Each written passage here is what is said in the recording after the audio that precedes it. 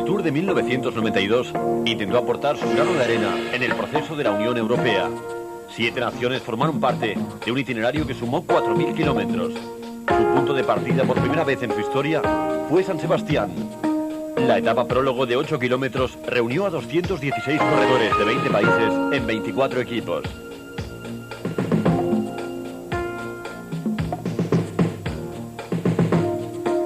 Aquí está Andrew Hampstead, cuarto en el Tour de 1986 y jefe de filas del equipo Motorola.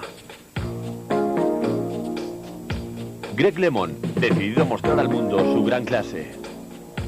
Pero el hombre al que todos querían batir era el español Miguel Indurain, ganador de la pasada edición del Tour. Estaba corriendo a tan solo 100 kilómetros de su pueblo, resuelto a demostrar a los suyos que seguía siendo el mejor. Y en la prólogo contra el reloj superó el mejor de los tiempos marcado por Alex Zülle de manera contundente y pasó a ser el primer líder de aquel Tour. La primera etapa transcurrió en España, en los alrededores de San Sebastián, etapa de 194 kilómetros y medio que se caracterizaron por el mal tiempo. En la subida a Jaikibel, la montaña que cada año forma parte de la clásica de San Sebastián, se sucedían los ataques. Al final, reagrupamiento general, pero en el descenso hacia San Sebastián vimos un último y tardío ataque del corredor Dominique Arnaud. Logró adelantarse y ganar la etapa en San Sebastián, pero el verdadero ganador del día fue sin duda Alex Zülle. La bonificación obtenida en la etapa le permitió vestirse con el maillot amarillo en su 24 cumpleaños. La segunda etapa, de 255 kilómetros, condujo la carrera desde las costas de San Sebastián hacia Francia. Realmente fue un principio de Tour bastante relajado, si no fuera por los debutantes. Aquí está Richard Virenque, y ahí vemos a Javier Megalde luchando con Virenque para ser el primero en alcanzar la cima. Virenque ya había sumado muchos puntos y todavía quedaba la subida al Col de la Marie Blanche. De momento, iban claramente escapados con una ventaja de 15 minutos sobre el pelotón. Pero observen quién venía a la caza. Chiappucci, Indurain, Buño, el campeón del mundo, y Charly Motet. Este grupo no se andaba con chiquitas. El pelotón estaba completamente roto. De momento, la ascensión a este puerto se estaba realizando a un gran ritmo. LeMond estaba pasando apuros, Kelly iba pegado tras él, y el jersey amarillo Alex Zülle estaba realmente descolgado. Los 17 minutos de ventaja que llevaban los corredores de cabeza se redujeron a 7 minutos. A la llegada, en Pau, fue Javier Megalde quien logró entrar primero. Pero Virenque hizo gestos de triunfo. Sabía perfectamente que era el nuevo líder, y eso es muy importante, sobre todo si eres francés. Richard Virenque era el nuevo líder del Tour de Francia. El Tour siguió su marcha con una larga etapa hasta Burdeos. La escapada se consolidó a unos 100 kilómetros de la salida.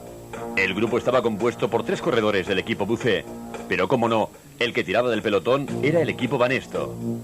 Ralph Hamlin se lo llevó todo por delante y ganó la etapa. Morel fue segundo y el maillot amarillo se le escapó a Virenque. La contrarreloj por equipos llegó en la cuarta etapa. Se corrió en la ciudad de Libourne con 63 kilómetros y medio. El equipo Gatorade, uno de los favoritos del Tour, llegó con Buño vistiendo la camiseta de campeón del mundo. En la clasificación general el primero es Pascal Lino, segundo Richard Virenque a 1 minuto y 54 segundos.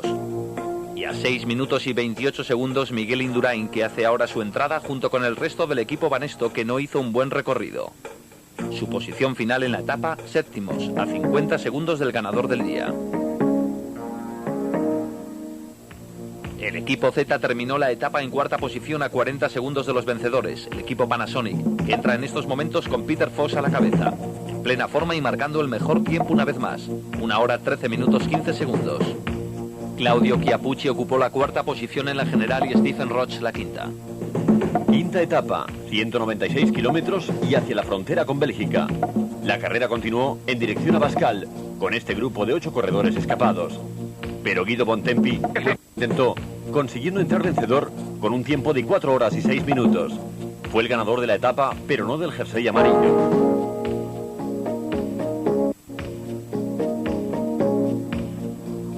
La sexta etapa de 167 kilómetros nos llevó hacia Bruselas cruzando la frontera con Bélgica.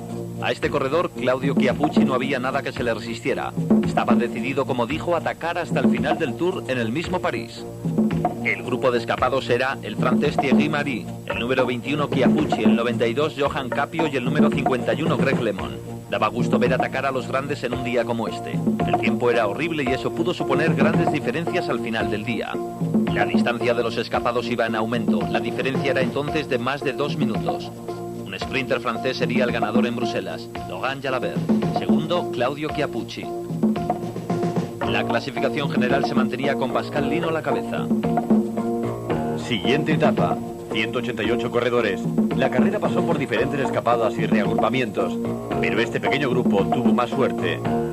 Stephen Roche estaba en él, y a pesar de su problema con la espalda, parecía estar disfrutando del Tour aquel año. Roche a la cabeza del grupo, junto a Valerio Tebaldi. El corredor del equipo Helvetia, Gil Dilion, iba detrás de él. A medida que nos acercábamos a la cima del Galbert, ya cerca de meta, el grupito de los corredores estaba a salvo, con 1 minuto de diferencia.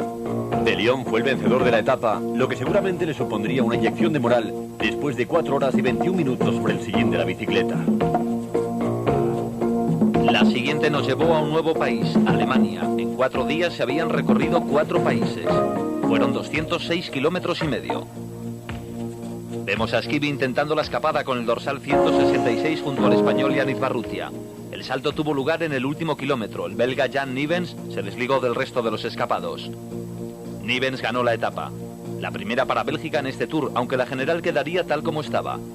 Schivi entró en segundo lugar y Girotto en tercero. Por último, Yannick Barrutia.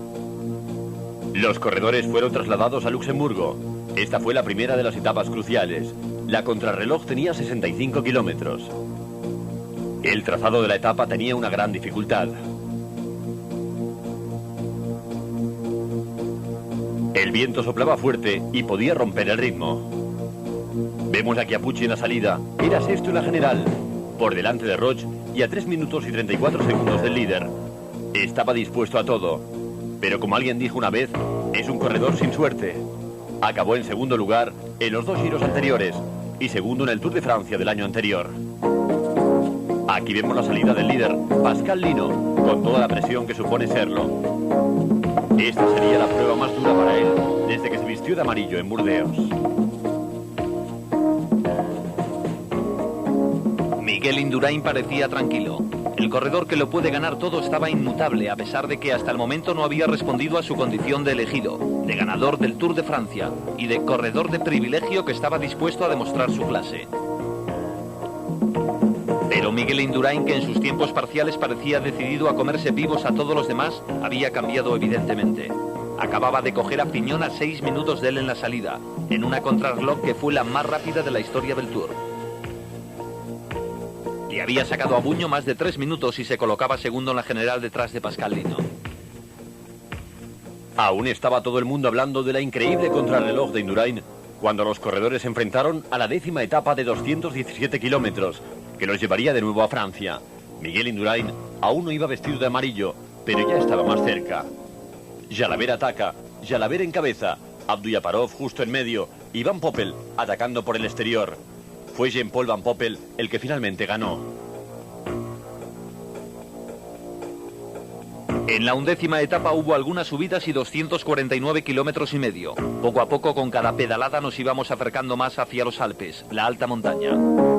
Indurain, todavía vestido de azul, lo sabía muy bien, lo que le permitió a Gol seguir en cabeza por el momento. En el recorrido de aquel día hubo un puerto de primera hacia el final de la carrera, la subida al Gran Balón. Gols había sido barrido sin piedad después de la larga escapada en la que llegó a tener una considerable ventaja. El pelotón se estaba rompiendo en la subida al Col de Bramant y todavía no habíamos llegado al Gran Balón, que era realmente el más duro de la jornada. Aquí están los 2 corredores en cabeza de carrera. Kornichev, en segundo lugar, fue el ganador de 2 etapas en el pasado Tour, incluida la última en los Campos Elíseos. Pero no había duda de que Laurent Fignon está inspirado en la ascensión al Gran Balón.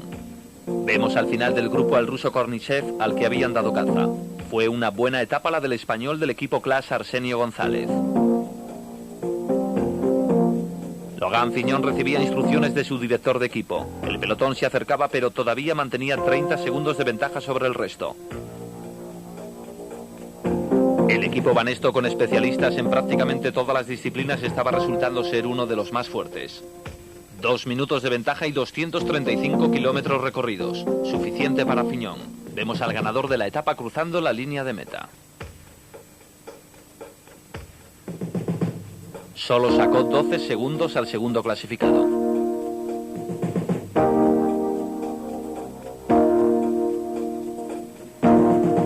Tras un agradable día en Dole, los corredores se enfrentaron a su primera jornada de montaña, llegando a la ciudad de Saint-Gervais, situada a los pies del Mont Blanc.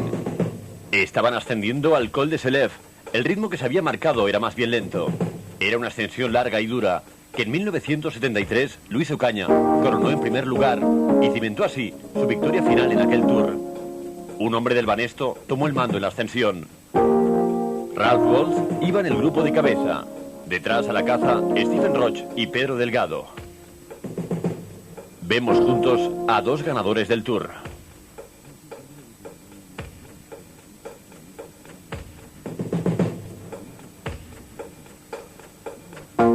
El grupo conducido por Perini, con Roche, Delgado, Filippo y Ralf German, tenía 5 minutos de ventaja. Esta fue la oportunidad para Stephen Roche, ya cerca de la llegada a Saint-Gervais, de sacarse la espina. El ritmo que había impuesto Roche había dejado atrás a Filippo y a Perini, y Delgado parecía que tenía problemas. German miró y observó a Delgado, el cual arrancó con fuerza en lo que parecía ser un tirón de prueba.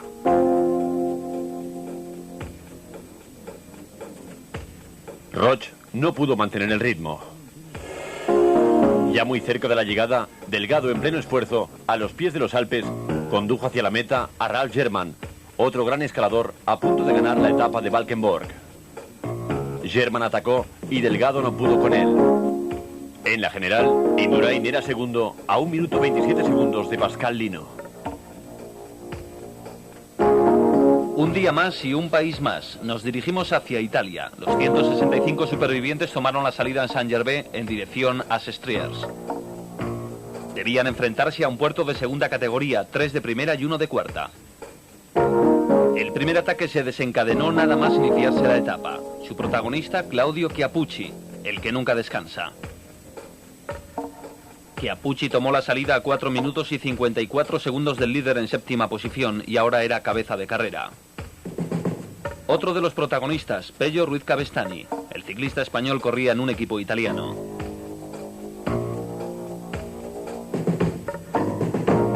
La etapa siguió su constante subida hacia lo más alto de los Alpes.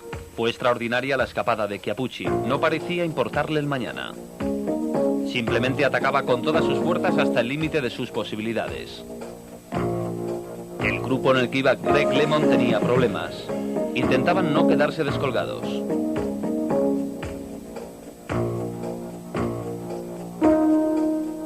Pero más arriba se encontraba el grupo de Miguel Indurain. La diferencia en el ritmo de ascenso era evidente. Ahí estaba Indurain, en el centro de la imagen, subiendo con gran seguridad. Ese fue el hombre que machacó a LeMond, Claudio Chiappucci, segundo en el Tour del año anterior y segundo en los 2 últimos giros. El grupo que comandaba quedó roto en la subida a Leserón, un gran pico que llevaba a los corredores hasta los 2.770 metros de altura y que ese día se ascendió por 6ª vez en la historia del Tour. Chiappucci fue el primero en coronar. Fue absolutamente magnífica la escapada de ese hombre. Chiappucci, a su ritmo, mantenía la ventaja en el descenso. Ventaja que le supuso ser líder virtual en aquellos momentos. Ese era el grupo de Indurain, Buño, Roche, Delgado y unos 35 corredores más. LeMond iba al rebufo de esos corredores que pasaron por lo más alto a 3 minutos y 45 segundos. Buño parecía estar desconcertado y sin saber qué hacer al lado de su compañero Alonso. La actuación de Buño en la contrarreloj de Luxemburgo, en la que perdió 3 minutos y 40 segundos, defraudó a la afición y le debió dejar muy bajo de moral para el resto del Tour. Hubo un ataque de Buño, ayudado y lanzado por un gran escalador, Rondón, pero Indurain no tuvo problemas para alcanzar la rueda del campeón del mundo. Así pues, no había duda de quién era el enemigo de Indurain en este Tour. La ascensión al Col de Montseny continuó y Chiappucci seguía al mando de la carrera. Claudio Chiappucci había coronado todos los puertos de la jornada en el primer puesto, lo que sin duda lo colocaba destacado en el premio de la montaña. A medida que nos acercábamos a la cima, veíamos a Buño y a Indurain en actitud más ofensiva. En ese momento, estaban a 3 minutos y 33 segundos de Chiappucci, y eso parecía mucho tiempo. Chiappucci iba destacado, pero mucho más atrás estaba Lino, que había empezado a flaquear en el Col de Montseny. Indurain y Buño habían sido alcanzados por Hamsten y Bona.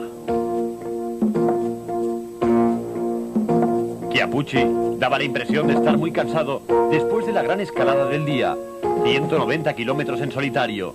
Chiappucci no debía desfallecer. Su gesta pasaría a la historia como una de las grandes escapadas de todos los tiempos.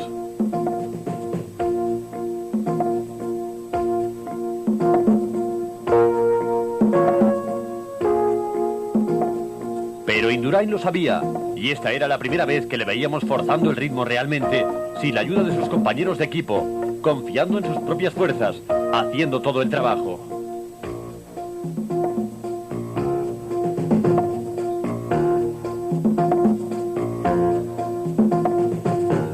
Indurain sabía que si quería ganar el Tour, tenía que parar a Chiappucci, y tenía que hacerlo ya. Franco Bona había metido la quinta y había dejado a Buño sin aliento para responder, pero Indurain se había dado cuenta de eso. Buño no estaba corriendo bien. Había estado siguiendo a Indurain, pero incluso eso parecía ser demasiado para él. No debía estar muy satisfecho de su actuación en este Tour.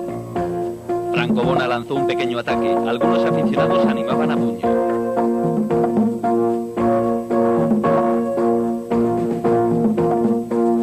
Indurain trató de cerrar el hueco que le separaba de Chiappucci. Fue una lucha de hombre a hombre. A Indurain no le preocupaba la llegada, solamente la ventaja que le llevaba Chiappucci, que incluso podía vestirse de amarillo en esta etapa. El entonces líder Pascal Lino tenía graves problemas y estaba perdiendo mucho tiempo. Después de la maravillosa etapa de Chiappucci, habría un nuevo líder en el Tour. Son muy pocas las ocasiones en que el Tour ha entrado en Italia y no iban a permitir que Chiappucci perdiera la etapa ni que se derrumbara después del extraordinario esfuerzo que había realizado. No tuvo miedo a nadie, salió atacando desde el primer momento y quizá ni siquiera él se imaginó, cuando lanzó el ataque, que en aquellos momentos a punto de concluir la etapa de 254 kilómetros estaría donde estaba. No solamente buscaba la victoria, cada pedalada que daba quería convertirla en segundos de diferencia, pero Indurain estaba decidido a reducir la ventaja. Franco Bona estaba perdiendo tiempo, pero mantenía la segunda posición.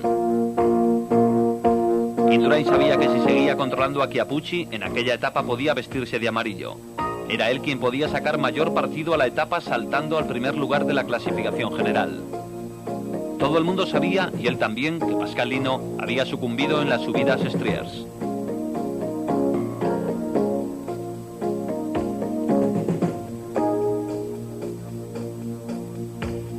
Era el último kilómetro e Indurain se acercaba lentamente. Pasó de 2 minutos a menos de 1 minuto 45 segundos. Franco Bona pasaba desapercibido. Y por fin la llegada de Chiappucci, que sería recordada como una de las mejores escapadas de la historia del Tour de Francia. Todo lo que tenía que hacer era aguantar hasta cruzar la línea de llegada. Toda su gente estaba esperando en Striers.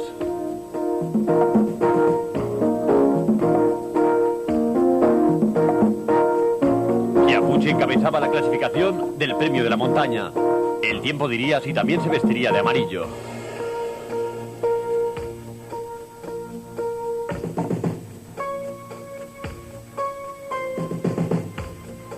Chiappucci ya había pasado a la gran historia del Tour, y la expresión en su cara lo decía todo.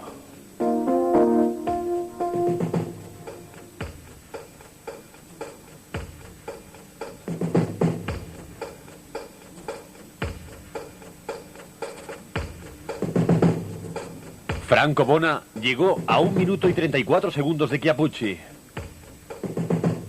Y detrás de él, casi pisándole los talones, llegó Indurain a 1 minuto y 45 segundos, lo que significaba que era el nuevo líder. Pascal Lino llegaba con un gran retraso, así que el nuevo maillot amarillo era Miguel Indurain. Buño llegó en 4º lugar, incapaz de contrarrestar los movimientos de aquella etapa, a casi 3 minutos de Claudio Chiappucci. La cuarta posición fue para el campeón del mundo.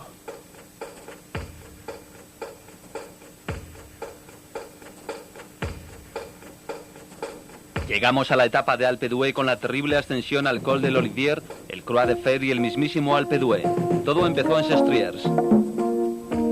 Después de solo 7 kilómetros ya se encontraban atacando las primeras rampas. El equipo Banesto intentó controlar y ordenar la carrera al servicio del nuevo maillot amarillo Miguel Indurain. Estábamos en la subida al Col de l'Olivier. La imprudencia de un espectador hizo caer a Buño. Estábamos a 1 kilómetro aproximadamente de la cima. Robert Millar también cayó. Trató de recuperar el tiempo perdido ayudado por algunos espectadores. Millar intentó unirse al grupo de cabeza en la cima del col, mientras el pelotón permanecía bastante compacto con los hombres más importantes. Franco Chioccioli intentaba llamar la atención en el Tour.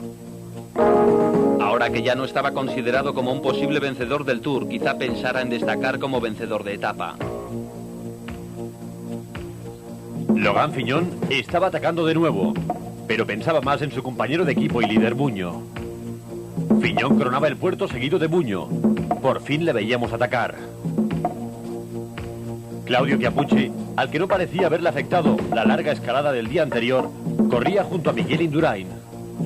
Robert Millar también estaba en ese grupo, no muy lejos de Pascal Lino, que en la etapa anterior había perdido el maillot amarillo. Greg LeMond, que parecía estar acabado, marchaba en solitario al principio del puerto. Lassalle parecía haberle abandonado, llevaba 15 minutos de retraso. Fignon, ajeno a los problemas de los demás, estaba llevando al pequeño grupo a toda máquina. Miguel Indurain los había cazado. Buño seguía de cerca al maillot amarillo. Franco Chioccioli ocupaba el último lugar de este selecto grupo. El corredor del equipo Festina, Fernando Piñero, conseguía entrar a formar parte del grupo de corredores.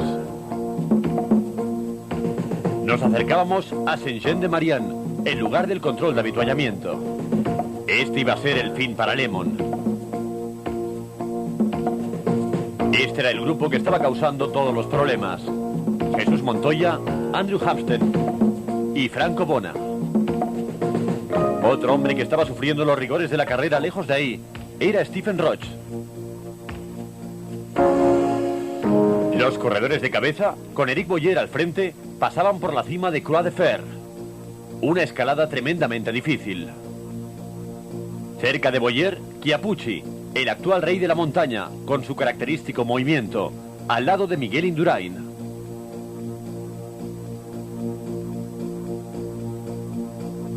Indurain era el único que podía preocuparle en aquellos momentos a Andrew Hampsten. La pancarta de 20 kilómetros marcaba el inicio de un calvario, la subida al Alpe d'Huez. Tan pronto como atacaron las primeras rampas, Claudio Chiappucci aceleró e Indurain se lanzó tras él, abandonando el pelotón. Estábamos en la falda de Alpe d'Huez, llegando a las 21 curvas impresionantes que hay hasta la cima.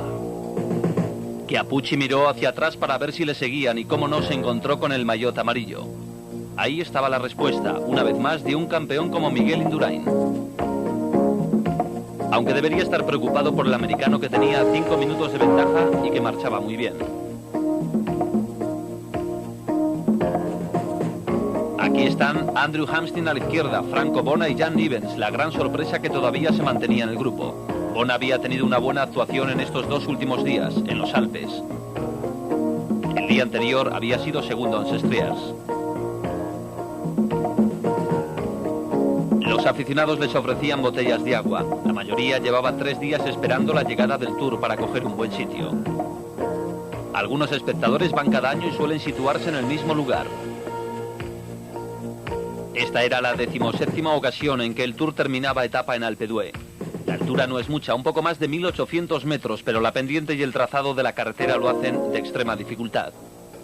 El primer ganador en Alpe d'Huez fue Fausto Coppi en 1952.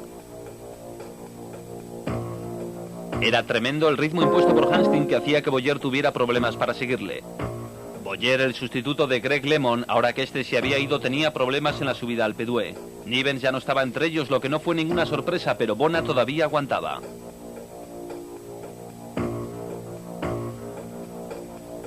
Chiappucci era el que tomaba el relevo, e Indurain quien le seguía. Una actitud que le valió grandes críticas. Indurain seguía frío y calculador. Andrew Hampsten no quería más agua en el cuello.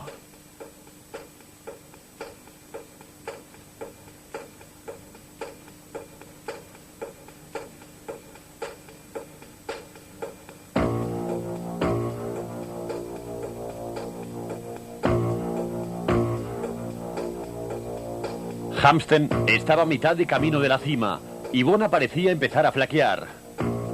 Hampsten no bajó el ritmo, ni siquiera miró para ver el destrozo que estaba causando su escapada.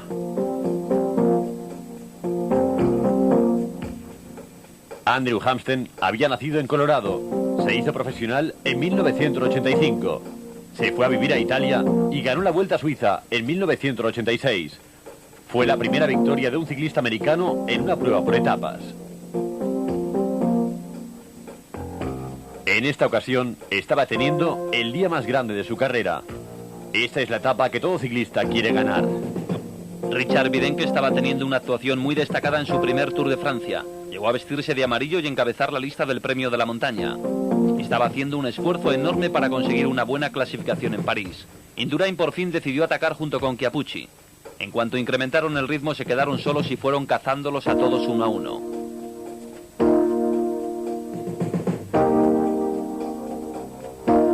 Franco Bona, a menos de 2 kilómetros de meta, todavía conservaba su segunda posición detrás de Andrew Hampsten.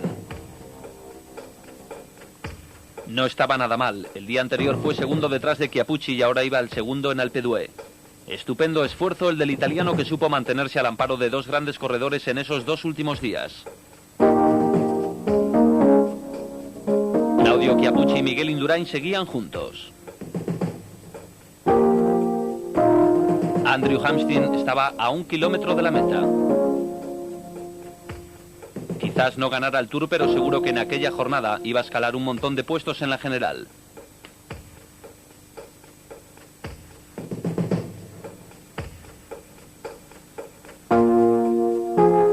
Salió en la 8ª posición, pero aquella etapa supuso un gran salto. Había dicho que no quería pensar en la etapa que estaba corriendo, pero seguro que ya lo tenía planeado. Hampsten y el equipo Motorola el año anterior ganaron una etapa.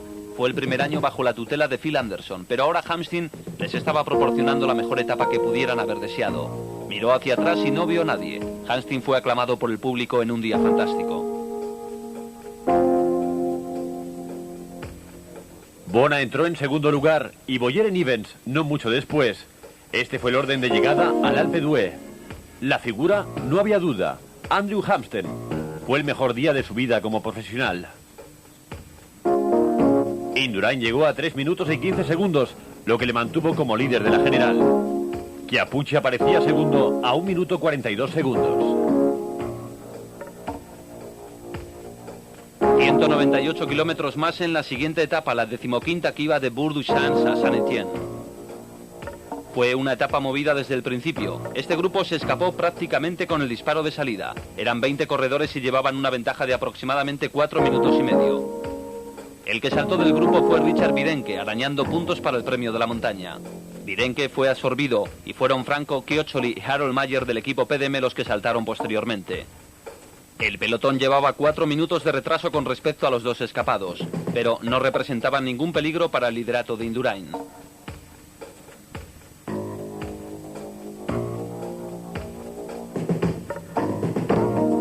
Franco Chioccioli intentó desesperadamente ganar una etapa en los Alpes, pero sin éxito.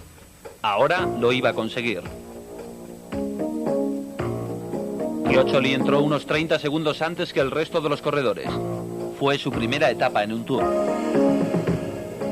Pero el maillot amarillo se mantenía firme sobre los hombros de Miguel Indurain.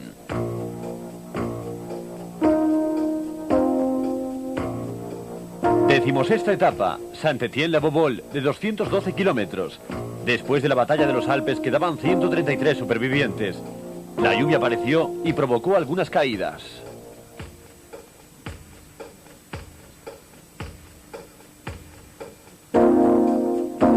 Ya faltaba menos para la llegada a la ciudad de Bourboule. Thierry Margy intentaba mantenerse al frente del pelotón, pero los corredores de la 11 pasaron a ocupar la cabeza. En la cola, Fignon había pinchado. Se afanó por poner su máquina a punto otra vez, aunque no parecía preocuparle la rapidez en el cambio de rueda. A Fignon le costaría un poco llegar hasta el grueso de carrera.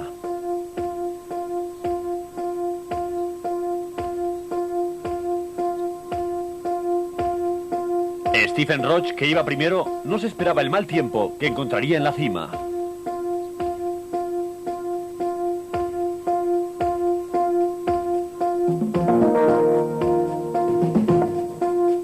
Eric Breukin todavía no había conseguido nada destacado, pero estaba cada día más fuerte. Y, cómo no, Claudio Chiappucci. Si alguien se lanzaba al ataque, Chiappucci se lo tomaba casi como una cosa personal.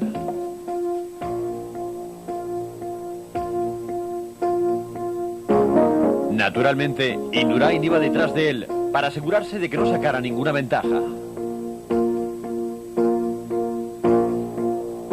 Roche tenía la oportunidad de aprovecharse de la situación y ganar tiempo en la larga ascensión hasta la cima de la Bourboule.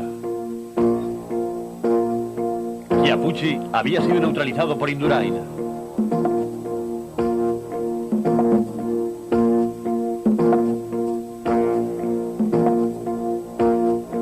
Chiappucci se resignaba a ir a la rueda del equipo Banesto.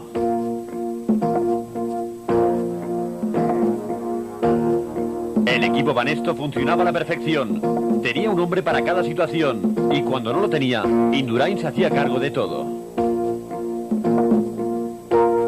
Neil Stevens protagonizaba una gran subida.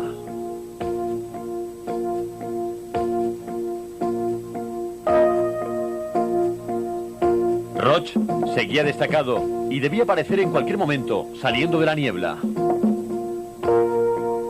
Parecía haber vuelto a los días de grandeza, a 1987, cuando ganó el Tour de Francia.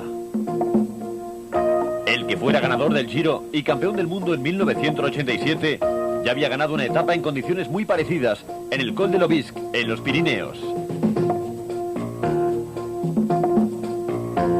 Ahora repetía la victoria en otra montaña, la Bourboule.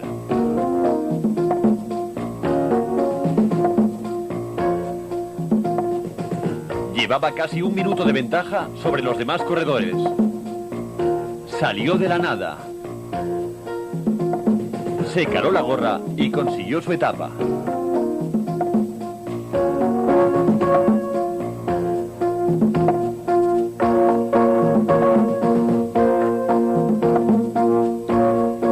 Solo quedaban 131 supervivientes en el pelotón y el último de la clasificación estaba a casi 4 horas de Miguel Indurain. Era otro español, Fernando Quevedo. Hubo un ataque temprano. Jean-Paul Colotti, seguido del holandés Frank Maassen y del tercer corredor Marc Sirgin, del Panasonic. Los tres formaban el grupo de ataque.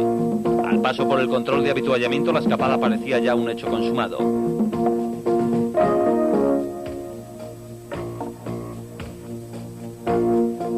De pronto, el gran hachazo. Jean-Paul Colotti aprovechó la gran rivalidad que había entre los otros dos corredores. Ninguno de ellos estaba dispuesto a llevar al otro hasta Colotti. El equipo Banesto marchaba al ritmo que convenía a su líder Miguel Indurain sin preocuparles la escapada de los tres corredores de cabeza.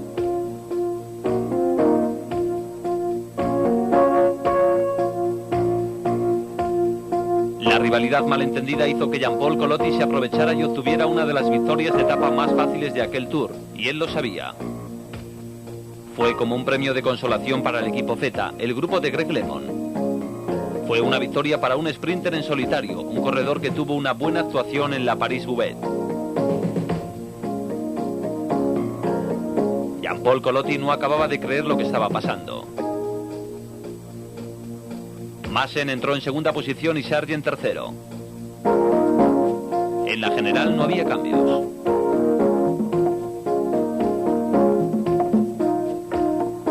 La 18ª etapa de 212 kilómetros nos llevaría hasta Tours. La etapa era llana y no debería haber ningún problema para Miguel Indurain, que a esas alturas ya estaba pensando en la antepenúltima etapa, la contrarreloj entre Blois y Nanterre, el próximo desafío.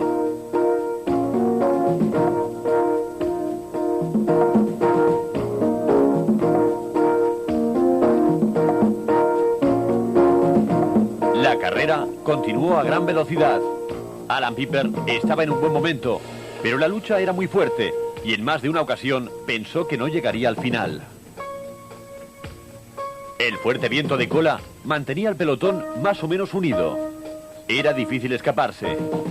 Paul Anderson lo intentaba y detrás Franz Maassen, que quizás se sintió culpable por haber desperdiciado la victoria en la etapa anterior, junto con Marc Sergent, y habérsela regalado a Colotti.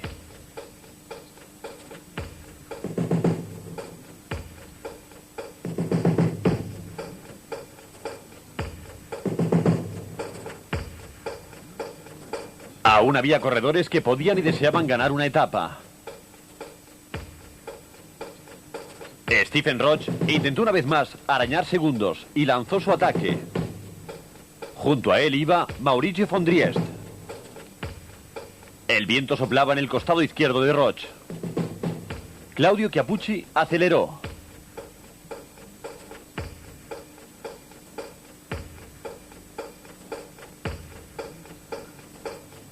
Alan Piper quiso intentar la escapada, saltó del pelotón y consiguió unos metros de ventaja, pero estaban muy cerca.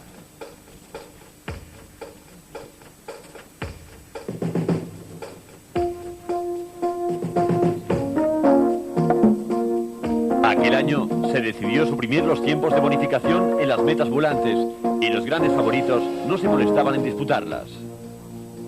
Un pelotón de 130 corredores no tenía nada que ver con los 216 que habían tomado la salida en San Sebastián.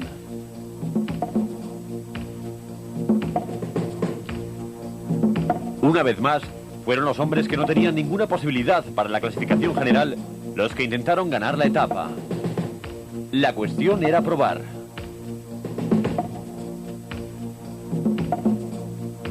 Alberto Eli fue uno de ellos, pero también fue absorbido. Ya estábamos llegando a Tours, enfilando la larga recta hacia la meta. Thierry Magny iba en cabeza del pelotón y Nijjan pegado a él. Acacio da Silva, en la parte derecha de la imagen, inició el sprint. Nijjan estaba a su lado y Magny continuaba muy fuerte.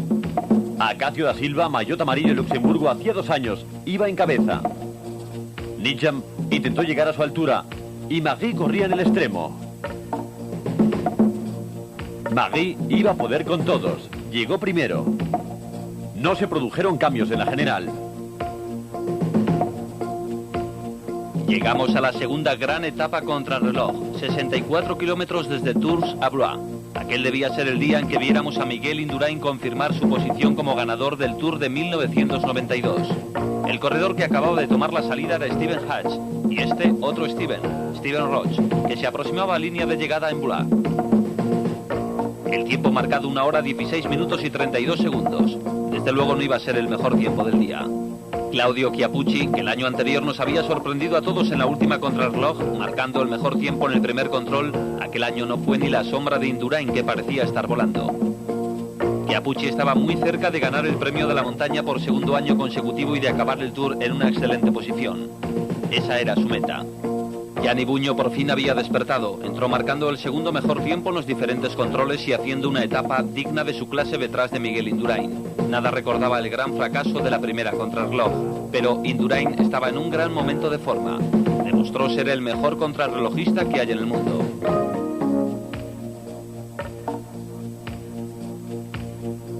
Claudio Chiappucci estaba llegando al final. Su tiempo estaría dentro de los 6 mejores del día, pero había cedido casi 3 minutos a Indurain, al que vemos detrás casi a punto de cogerle. Chiappucci salió 3 minutos antes, pero Indurain consiguió el mejor tiempo del día con 1 hora 13 minutos y 21 segundos. Gianni Bugno, superándose a sí mismo, solo perdió 40 segundos. Quedó segundo en la clasificación del día y tercero en la general detrás de Chiappucci. Los 3 mismos hombres que acabaron primeros en la general del año anterior volvían a sentenciar el Tour cuando tomaron la salida hacia Nanterre, en la penúltima etapa de 222 kilómetros. Los supervivientes, en una actitud más relajada, se permitían juegos como este de Michel Denis, que competía con otro tipo de deportista.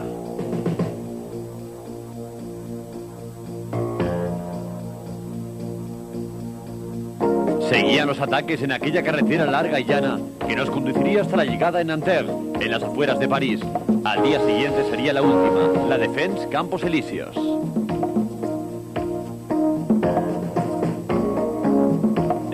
La carrera siguió batiendo récords de velocidad y bajo la vigilancia del equipo Banesto.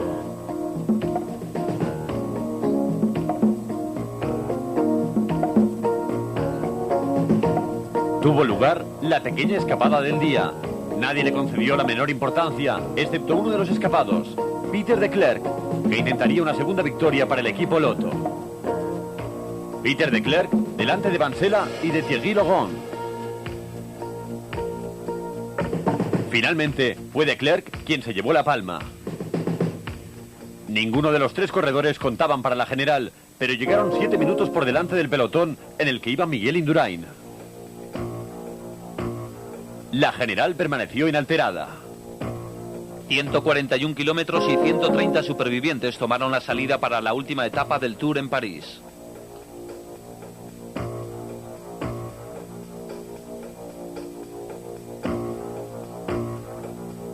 Hasta el paso por la Torre Eiffel no hubo ningún ataque digno de mención. De camino a los Campos Elíseos fue Ekimov quien atacó, el que fuera campeón del mundo amateur. Estaba obligado a defender el título si decidía participar en el Campeonato del Mundo de Persecución. El pelotón iba pisándole los talones, pero Ekimov iba muy fuerte. El año anterior consiguió una victoria de etapa parecida a esta, saltando a 2 kilómetros de la llegada. No hacía más que mirar hacia atrás, y eso era un error de principiante.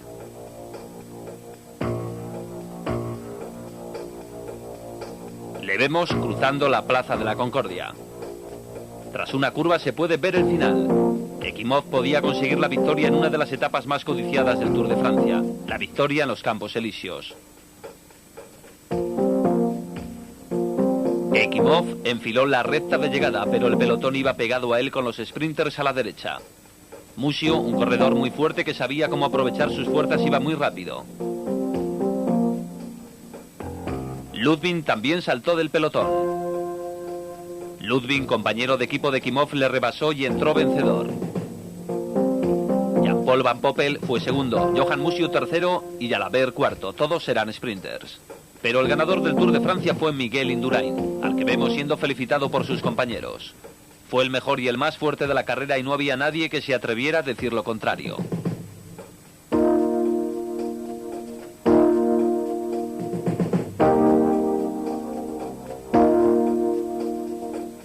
Los mejores aplausos en los Campos Elíseos fueron para el ganador del Giro y del Tour, el primer español que conseguía el doblete el mismo año. Los franceses también tuvieron su campeón, Laurent Jalabert, que quizás un día fuese el ganador del Tour.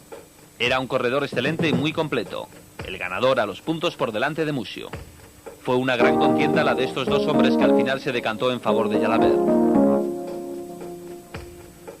Claudio Chiappucci ganó el premio de la montaña por segundo año consecutivo. Supo mantener el interés de todos los seguidores del Tour desde el principio hasta el final. Su gran hazaña, sin lugar a dudas, fue la etapa de Sestriers. Fue el ganador del premio de la montaña con todos los honores y con una gran diferencia sobre el francés Richard Virenque. Pero el hombre que se llevó lo mejor en los Campos Elíseos y la mejor ovación del día fue Miguel Indurain, ganador del Giro y del Tour de 1992, su segundo Tour consecutivo.